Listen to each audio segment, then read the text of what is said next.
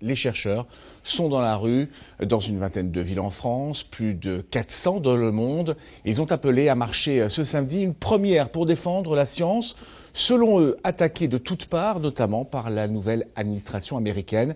Des scientifiques qui sont allés à votre rencontre à Nancy, où ils étaient près de 500. François Louis avec Boris Krajmar. Tout ce que Nancy ou presque compte comme tête bien faite s'est retrouvé place Stanislas cet après-midi.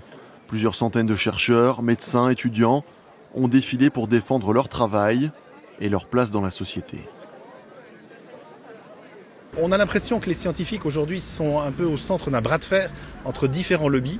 On sert d'alibi souvent, d'arguments pour, au lieu que la science soit réellement ce qu'elle doit être, c'est-à-dire un merveilleux outil au service du citoyen, du patient ou du malade et servir à faire progresser les différentes structures et matières que l'on peut avoir personnellement en médecine, mais pas uniquement en médecine, et non pas servir de différents arguments pour souvent des problèmes de pouvoir ou d'argent, mais qui nous dépassent complètement. Ce n'est pas notre propos.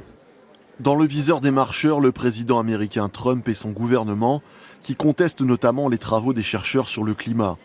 Les États-Unis, ça paraît loin, mais aujourd'hui les scientifiques travaillent en connexion avec le monde entier et leur statut doit être défendu.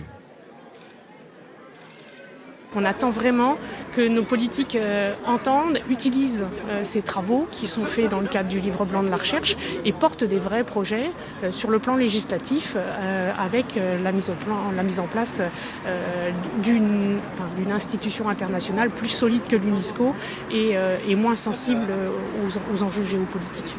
Les membres français du collectif participent ainsi à l'écriture d'un livre blanc pour la science contenant l'ensemble de leurs doléances.